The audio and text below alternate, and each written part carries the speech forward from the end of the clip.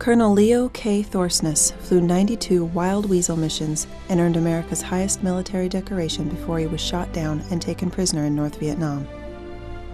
Born in Walnut Grove, Minnesota in 1932, Leo Thorsness chose to follow his brother into military service and enlisted in the Air Force in January 1951 at the age of 19 and earned his commission 3 years later through the Aviation Cadet Program.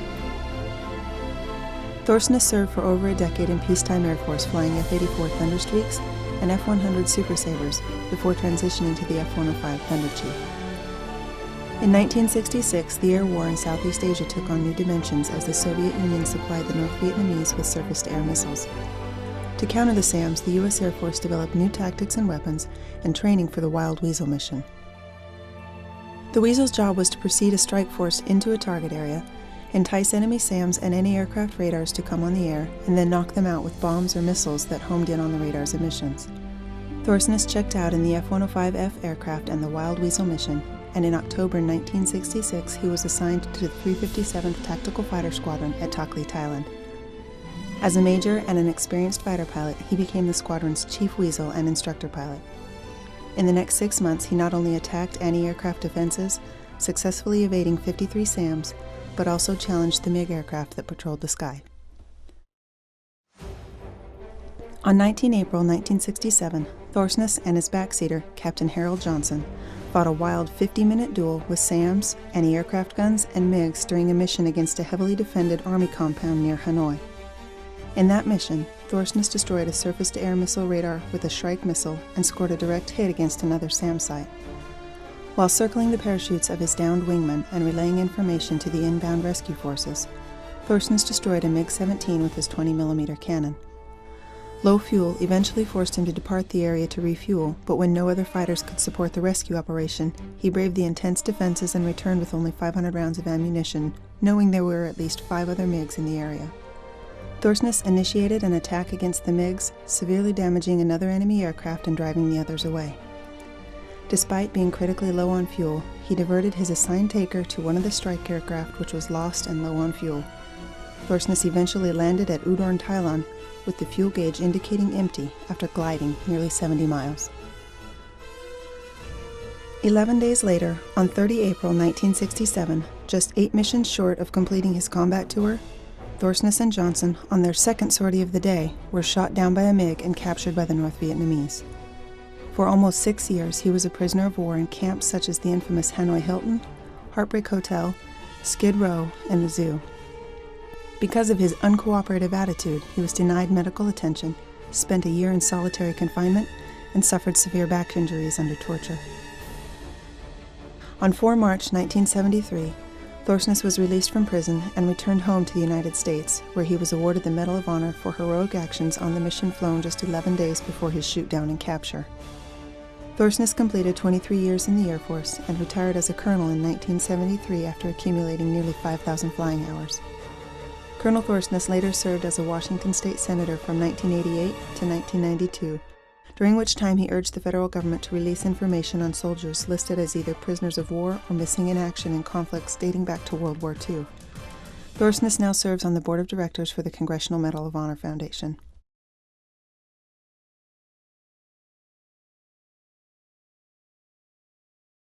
Ladies and gentlemen, unfortunately, Colonel Thorsness could not attend GOE Week this year due to unexpected personal concerns.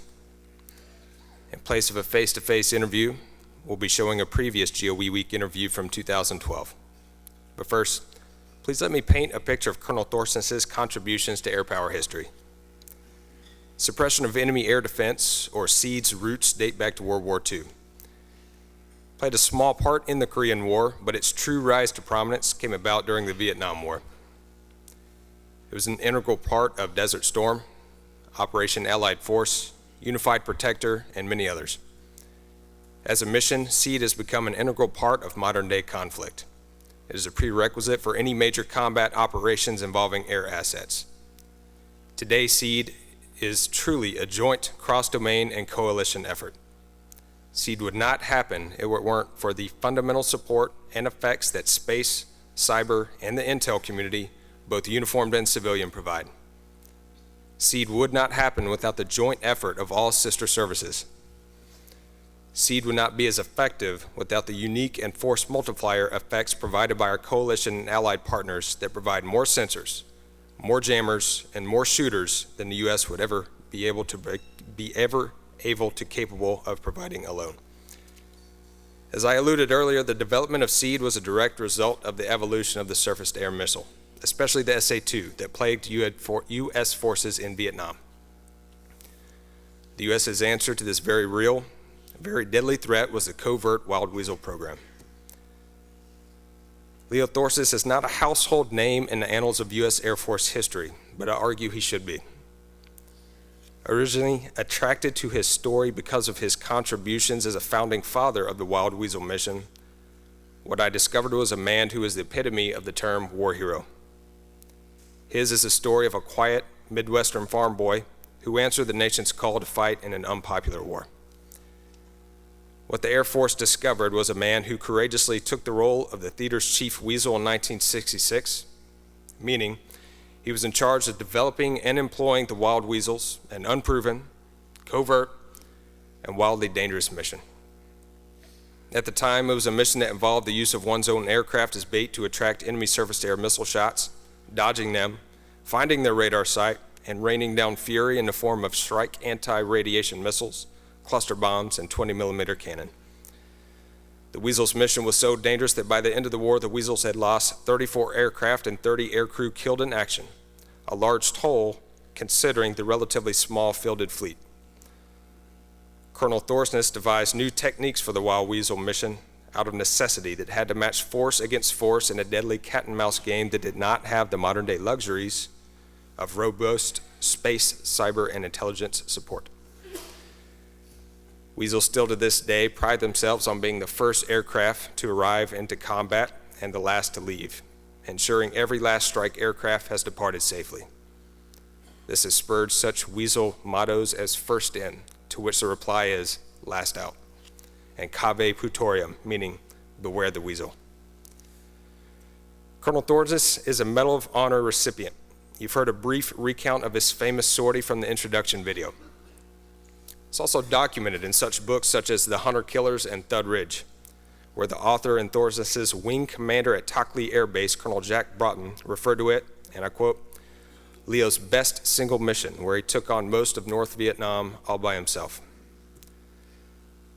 In my personal opinion, his Medal of Honor sortie personifies Tom Wolfe's coined phrase, the right stuff. And as most recipients of the United States' highest military honor, he is often too humble to give many details other than stating, I was just doing my job. In fact, it's documented that he instead felt like a failure after that mission for not bringing home all of his wingmen. Despite having successfully escorted an entire strike mission into North Vietnam and back with 0 losses, all while destroying 2 SAMs, 2 MiGs, and successfully defending his shot-down wingman. Shortly, you'll hear a story of an amazing resiliency of a man who served just shy of 6 years as a prisoner of war, of which 1 was spent in solitary confinement.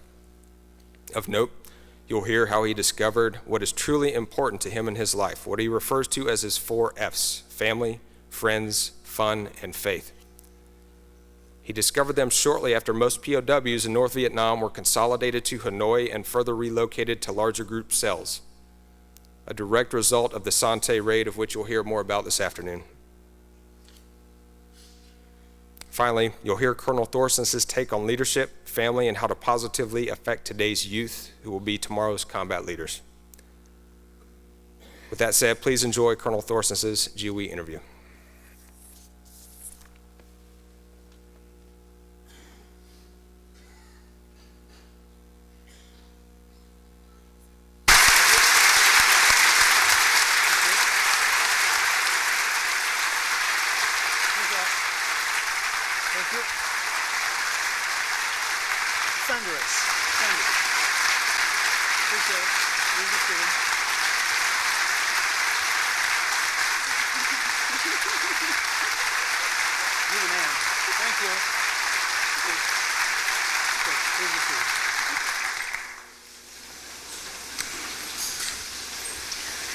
Welcome, sir. Thank you.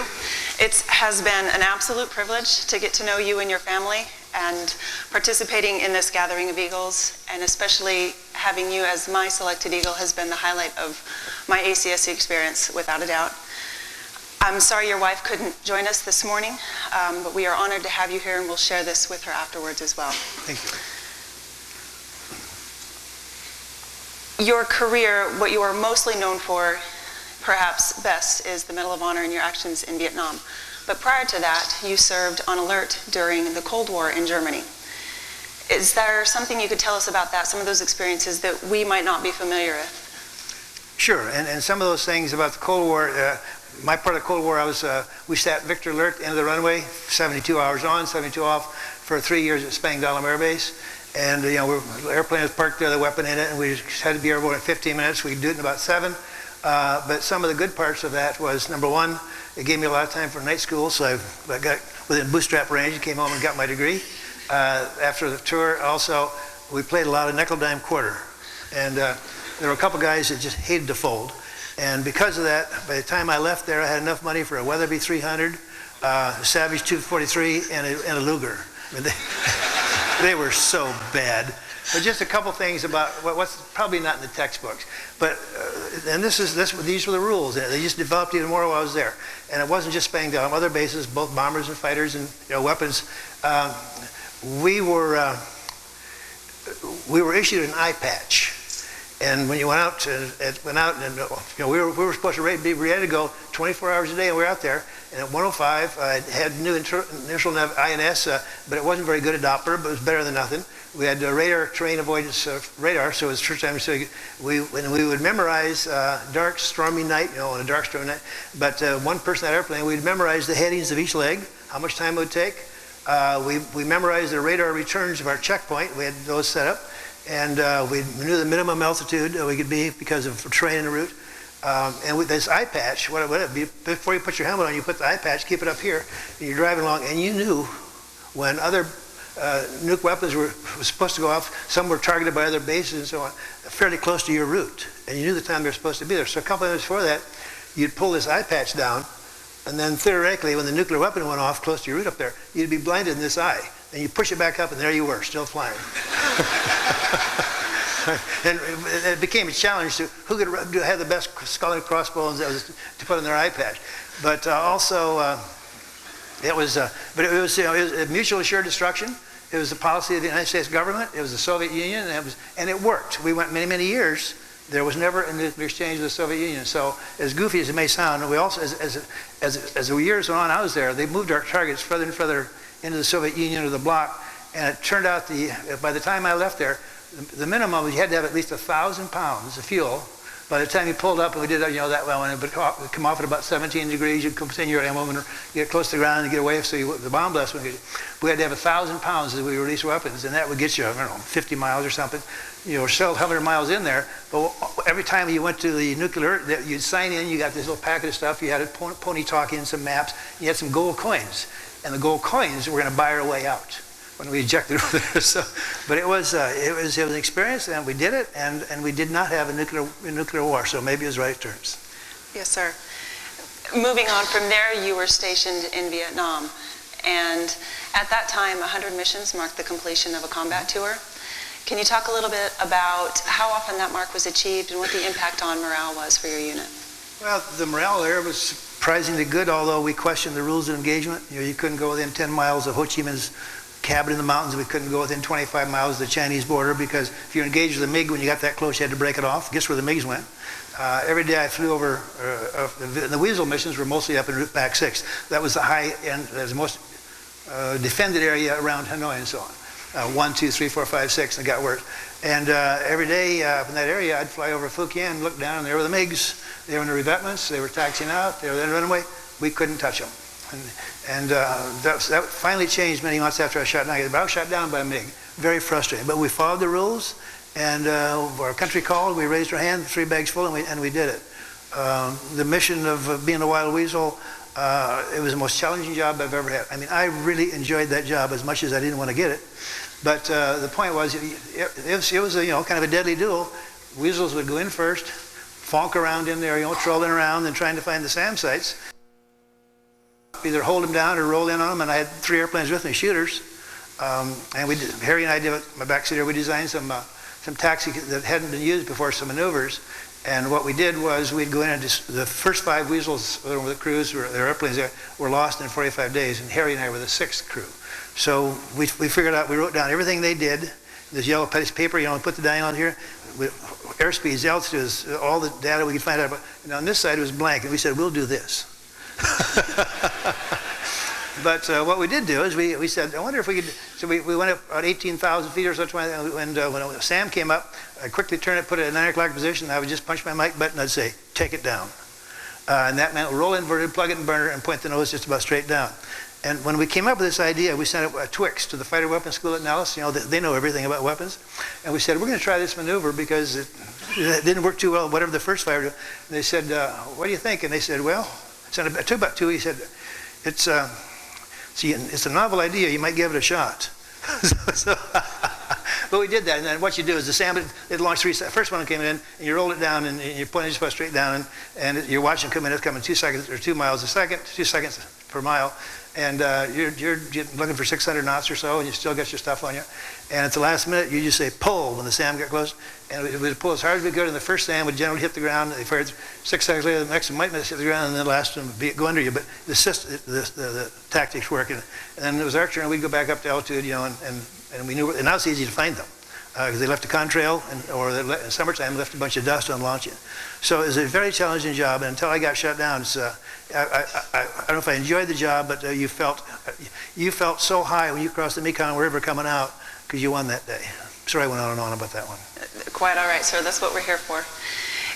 How was that like being a new member of the unit, coming in, knowing that the mark was set at 100 missions, and were there any things that you used to help motivate the younger generation as they came in?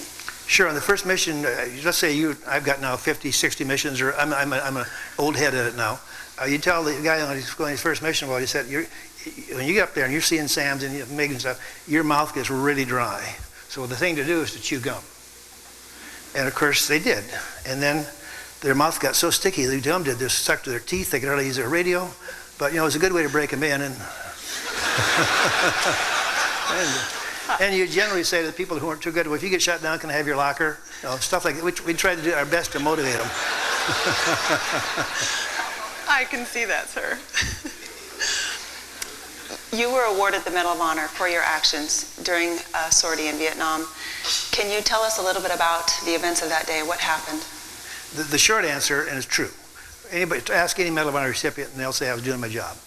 And the neat thing about receiving the Medal of Honor is it's recommended by your peers. It's not by some fancy office out there. So if your peers think you're doing a really good job. But also, every Medal of Honor recipient, there's now 81 of us. I was president until 2 years or a year ago or so. I know them all well. There's 81 of us living, and every one of them, if you ask, would say, I know people who are as or more deserving than I. So you really do wear it very helpful. You wear it for all those people who can't. Some of them, there was nobody left. Everybody got killed in action. I'm looking down here, sorry you get the others, and a lot of people, but it fell through the crack. Or discrimination. In World War II, there were no black Medal of Honor recipients. There were no Jewish Medal of Honor recipients. There were no Pacific Island Medal of Honor recipients. And late in 1900s, there was a study done, and they went through and they looked at all the awards, and they upgraded 7 African Americans to the Medal of Honor. Three of them at that time were still living. Vernon Baker, Idaho, died about a year ago. Also, they went through and they found 23 people of Asian Pacific Island who'd should have received the Medal of Honor and didn't. 23 of them. And at that time, 7 were living, and one of them, everybody knows the name here, is Senator Inouye from Hawaii. So, but that's behind us now. But that was another reason people didn't get the Medal of Honor. Ted Rubin, a lot of discrimination against him. He was in a prison camp. He was in a concentration camp, and then he was in Korea. Was captured, got all the crappy jobs because there was in that squadron. The first sergeant hated Jews, just a fact, wrong as it is. And he finally was captured because he's always the last guy out. And in the prison camp, He's credited with saving more than 40 American lives. He learned survival tactics in a concentration camp. He'd sneak under wires and tie his pants full of grain or stuff, and just a phenomenal man. But that was another area of discussion. But that's behind us. I'm thankful to say. Yes, sir. Is there something about your story? Obviously, those of us here have not had that experience and would like to hear the story as it happened that day in your own words. First I spilled water on my tie, and then I was brave and I went off. It was. I think that the video did it fine. My wingman was shot down. We were the last Weasel flight in there. By that time, we had more Weasel airplanes, so I split the 4 airplanes into 2. We'd Weasel in 1 and Weasel in 3. I split it into 2 elements, and they gave them more. We gave us more opportunities, and them more targets. Split their offenses, and my wingman was shot down, and I headed to the mountains, and he got a little way in there, and while I was covering him, my backseater saw a MiG, and his son disappeared, but he's rolling in on Tom Madison. There were 2 people. I was on Tom, and so I plugged it in burner, got behind him, and was able to. 105 is not a great fighter airplane, but it's got a great gun.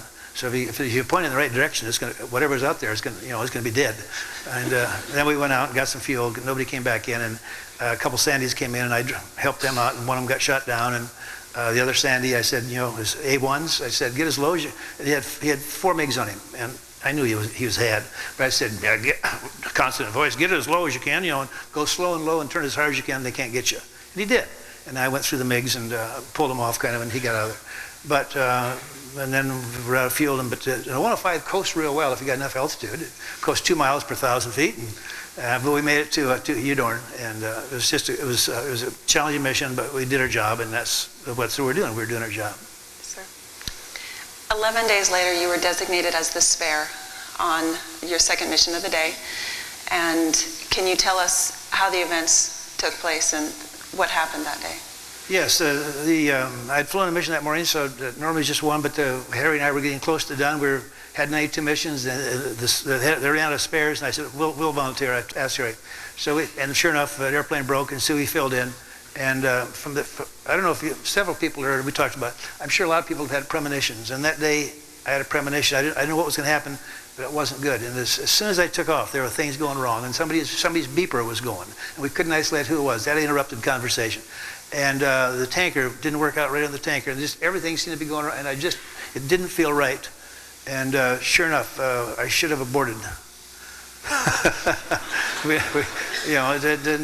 I'd accelerated 600 knots, and there was a Weasel flight, F4 flight, MiG cap, and then the bombers behind us.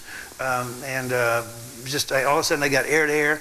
Harry backseater, he had air to air. I called the F4 flight and I said, I got air to air. Where are you? And they said, oh, something. F4 drivers are. There's one right there. And they said something like, "Oh, have no fear, we're here." And they were back there practicing formation, whatever they do, of course. And I turned over Mountain Peak to accelerate, and I was going to launch the Shrike, and there was a couple of MiGs down there, and didn't see them. And if the F4s, they'd spread out some, they might have picked them up. I keep looking at Hank, who's an F4 driver, and got shut down over there. But anyway, it didn't pick it up, and about 2 seconds after that a missile went right out the tailpipe. Harry and I talked a long time. If you were above safe ejection speed, there's an envelope for every airplane, and the thud was about 500 or so. And we're doing 6. But Harry and I had seen airplanes get hit badly, tried to slow down until get into a safer ejection speed, and the airplane imploded or exploded, and they never got out. And if you hit bad, I said, Harry, if we ever hit badly, and Harry was very bright, I said, I'll say one word to you, and you have a second to get out. I'll just say, go. And we were hit really badly. You could feel parts coming off, and the cockpit was full of smoke, and I started passing out from just in one burn breath. And I said, go, and Harry said, shit, and then I went.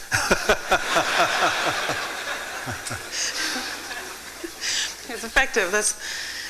From there, you were captured and spent 6 years as a prisoner of war. And in your book, you mentioned several things that helped you survive, get through that period.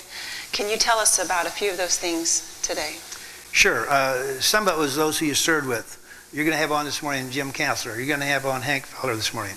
They're tough guys. And Jim I knew before I was shut down. Jim and Martha, my wife, and I was socialized. Really neat people. And Jim was brutalized more than I'm sure. Hank went through a lot. And I think what helped was many of the people we knew before I was shut down. They were tack business a long time. And I think just knowing they were there and they were going through, it gave you strength. At night, for example, I always sign my book with this. If you weren't in stocks during those first 3 years when you're solitary, or 2 or 3, and so, if I get to the wall, I just tap GBU at night on the wall, real quietly so the guard would hear it. And the guy on the other side, the prisoner on the other side, if he could get to the wall, he'd come back and he'd tap GBU, God bless you, and he had GN, good night. And there was strength, even though you're solitary and going through that, just to know there's another American 12 inches away from you. That was very comforting. And then, the standard things you depend on. I was raised in a good, solid, old-fashioned, lucky family.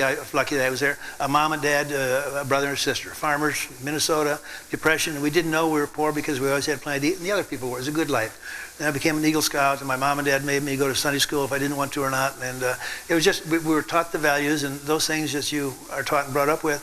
And you take the code of conduct, and you know that, and Geneva Convention, we were aware of that, and all that stuff. That was too much to remember. So I developed a mantra in life. Sometime well after I was an adult, it took me a while, but it's just 5 words, and I still remember those, and I try to live by them. It summarizes all these other things.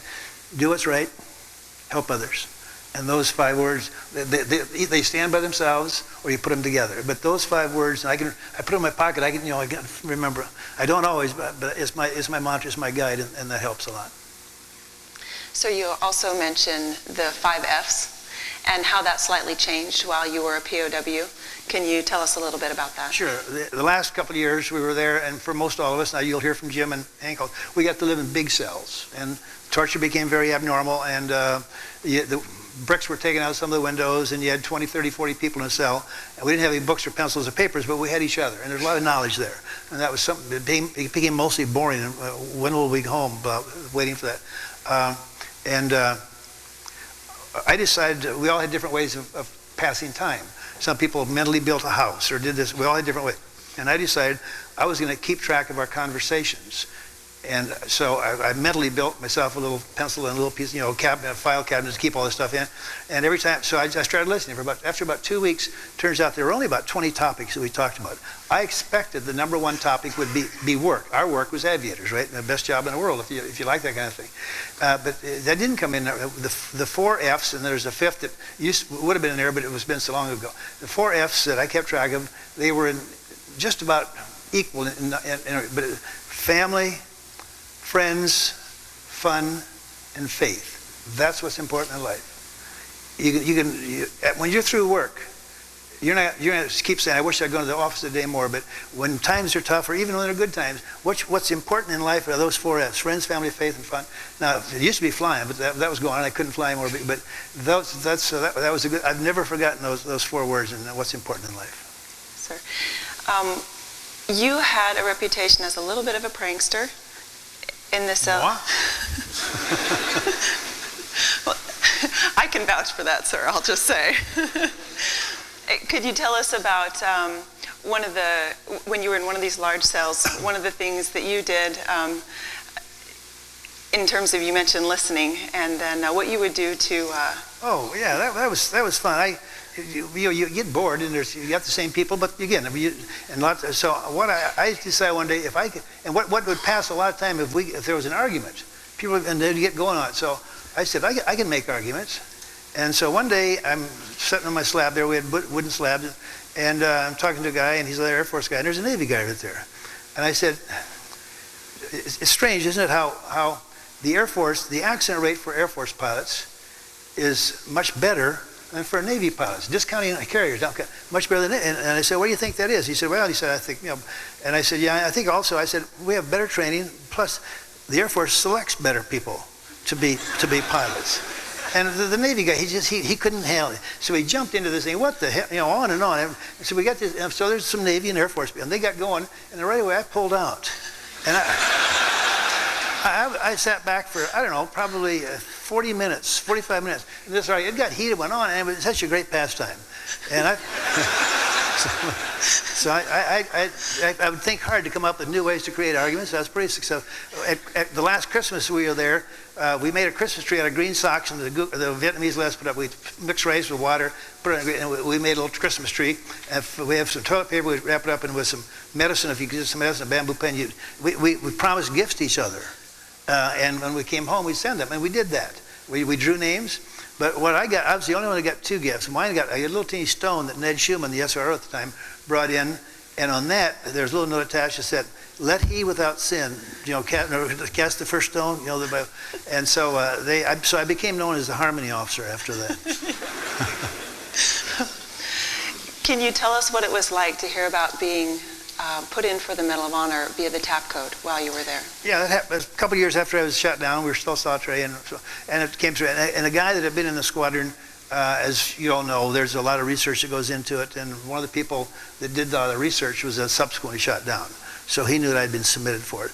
But it took a couple of weeks to get through, and it was not real significant at the time. I mean, prison was so tough those first years, and the survival and getting through each day.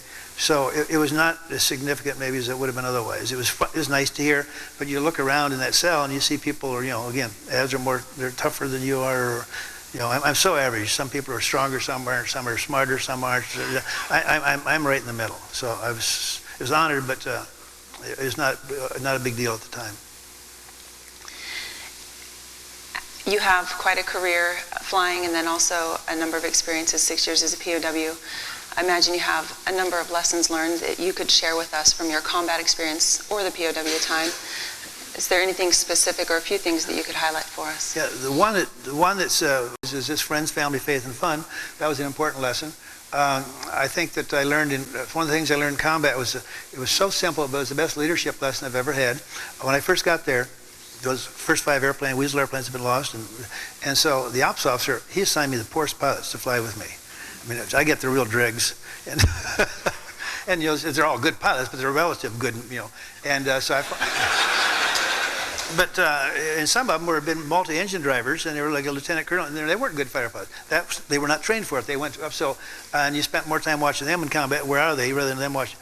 So about the third mission, I said, let me pick my own wingman. So I picked all brand new lieutenants, and on the very first mission, I had these lieutenants with me.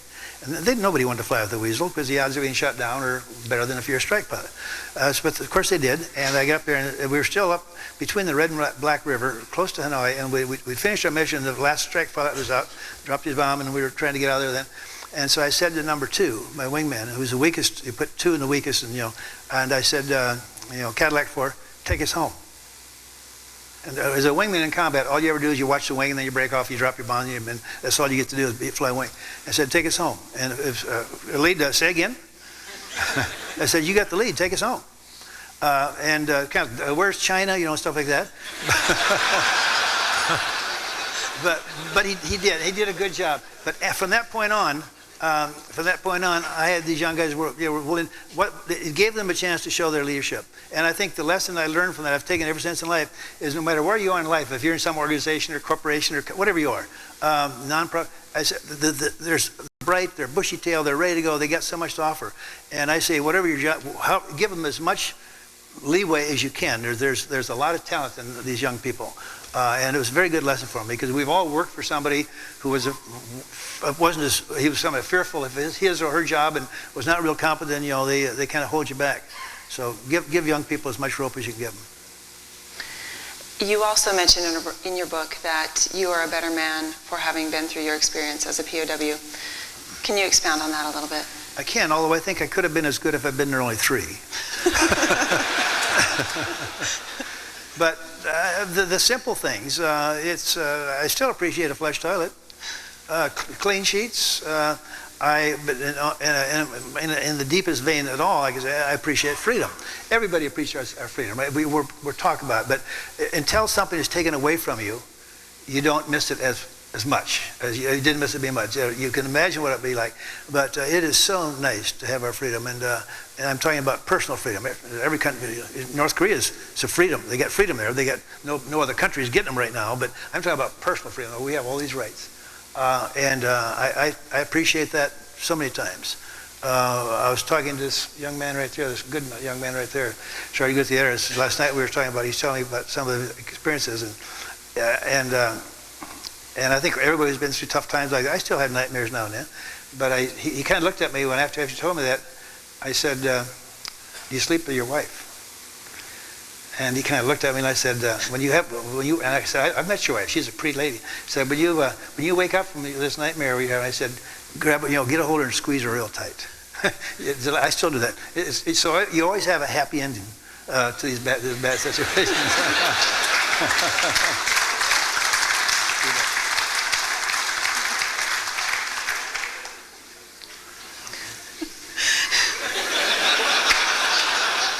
I'm still stuck on the question that he asked. When I inquired at a local bookstore for a copy of your book, I was asked to repeat the title several times, eventually being asked to spell POW. True story. It gave me pause and made me wonder about the awareness of our society in general, about the sacrifice being made, both past, present, and future. It could be a good thing because we don't have POWs as commonly anymore, but at the same time, there's a heritage and there's an understanding. In your experience as a member of the Congressional Medal of Honor Foundation and what you've done there, and just your travels and speaking, what have you seen about the awareness of our society?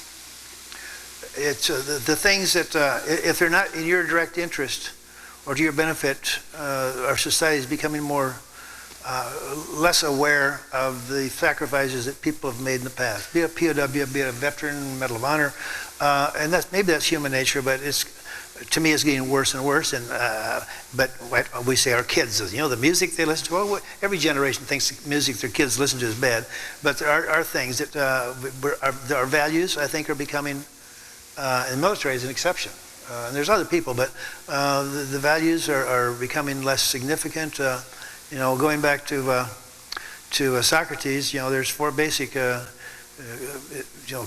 character, moderation, courage, and justice. Those four values, that's as real as law of gravity.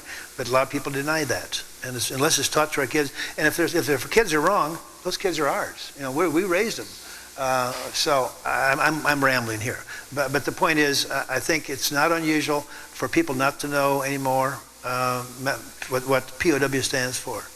And I run into that, and I don't know what we do about it other than the Medal of Honor Society has developed a phenomenal curriculum. They put the best IT people from Lockheed Martin and I forget the other name, UTC, create a website. It's Medal of Honor, MOHeducation.org, I guess. And it's got lesson plans. It talks about the character development and all that.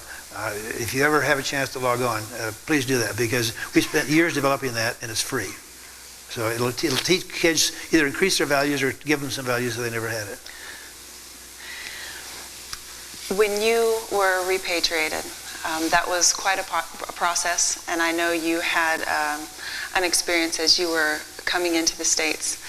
Can you tell us a little bit about, there was some mix-up and some changes, and then with your wife, could you tell that story for our audience here today? Just quickly, and also, and I don't know what Jim first said to Martha. He'll be honest with me. I don't know what you said to your wife the first time.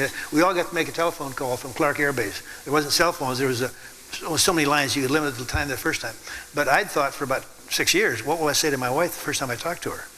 And I gave it a lot of thought, and you think about family all the time. And I finally came up with the perfect words.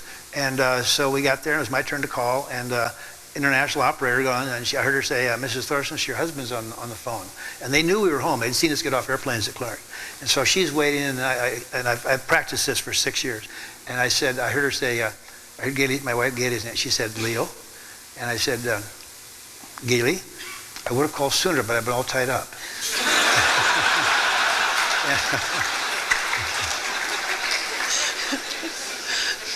And she's not here, but she's kind of sick today.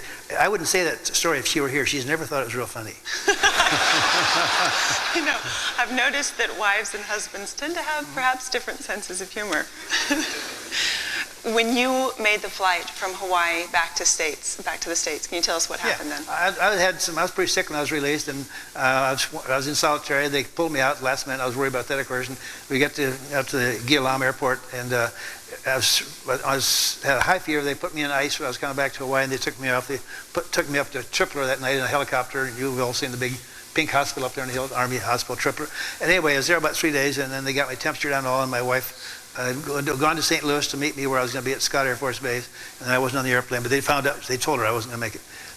So when I did get on, we took off about midnight or so, and I said to the crew, I was the only POW that had a spare airplane, 141, so I had a nurse and a flight surgeon and a crew.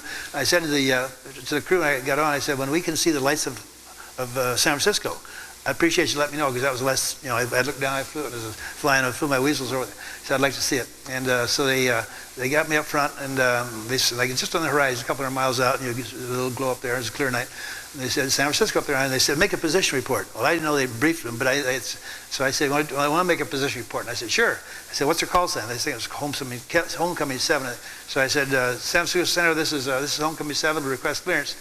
And first thing they did was they played a short bit of "Don't Fence Me In" over the radio or the airways, and then they said, "Homecoming 7." I've never forgotten this. They said, "Be advised, you have presidential clearance, present position in direct St. Louis." I thought, for a farm kid, that's pretty good. That's pretty good. After you came home and retired from the Air Force, you became a senator, got involved. Can you talk a little bit about what led you to do that and some of the work you did? Sure. I wanted to serve in public office when I came home because I decided that Vietnam War was such a fiasco. I've come to believe, after a lot of hindsight, which is easy, and not everybody will agree with it, but I believe in hindsight that that war was not in our national interest. We lost 60,000 people, 300,000 injured, a lot of other problems. And so I decided, sitting there, and we all had lots of time to think, I decided I want to be in public policy making. I want to be an elected official. And I'd rather create our policy than I would enforce it. And I couldn't fly when I came home. I'd been 23 years. So I just made a serious decision to enter politics and try to help shape the policies of our government. And I look at every face here. All of you people are so bright. You wouldn't be here. You're sharp. You're young right now. Everybody's young according to me, just about. But I would encourage you strongly, when you get out of the military, get involved in politics. Either support someone who echoes your views, or better yet, you run. You'll have a good career behind you, a good resume, and leadership. You've enforced our policy of our nation. Get involved in it. And it's easy to complain, we all do. But that was a motivation rather than just complain. I said I'd try to help make policy. So I would just encourage all of you to be involved in our political system, whatever depth you want to, but be involved and knowledgeable. That's so important to keep our nation. In your work with the Congressional Medal of Honor Foundation, I know you've served as the president and now you're on the board. How do you reach out? Can you tell us some of the activities that are going on in creating the awareness we talked about earlier? Yeah. This character development program, it took several years, and it's very expensive to create, but it's online now, and that's been our major goal is to create good citizenship and values and patriotism in our young people. And when I came back from Hanoi and started attending Medal of Honor conventions, everybody said, "Yeah, we got to get to these young people. You see how they are, and we got to do that." And so we go talk to a school, and we still do. But when you go talk to a class one time as a Medal of Honor guy or anybody, any veteran, you go talk to them one time. I don't know if there's any lasting effect there, but we do that, and then we feel good about it. I don't know if the students do, but so we created this program. Also, I think nearly all of us who are ambulatory yet, we speak frequently to the schools and churches, military, Boy Scouts, I'm an Eagle Scout. So we do what we can. It's there's nothing special about Medal of Honor people. I mentioned we work for those who can't. But it does give us, sometimes we're asked to do things that we would not otherwise do. And so you wear this pretty seriously as far as trying to represent it well, but also if you have an opportunity to talk to kids or people who are still have some ability to influence them, we do that. And there's fewer of us to do it now. Pardon me. Our curriculum This here. is cough medicine.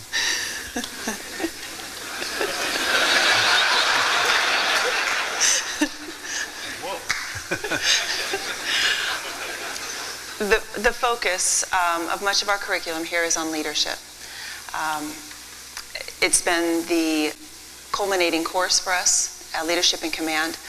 With your experiences, I imagine you have a number of things you could teach us, and we would love to hear your lessons learned and any advice you can impart to us. Sure. Trust young people who work for you. Don't be afraid of those who work below you, that they're better than you are. Be confident in your job. Be confident in them. I think just by watching people in leadership positions, I will relate it back to combat.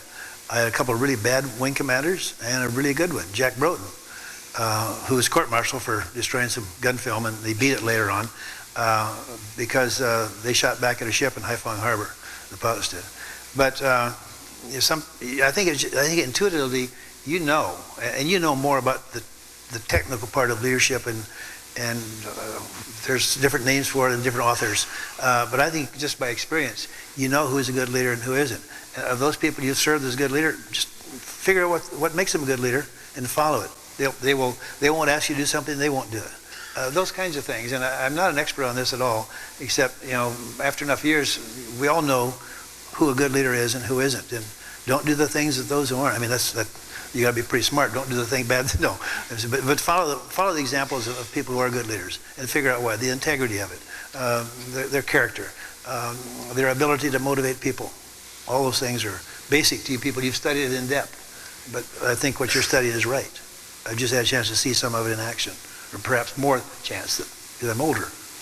Do you have a particular leadership lesson that sticks with you from your early career that was maybe formative for you?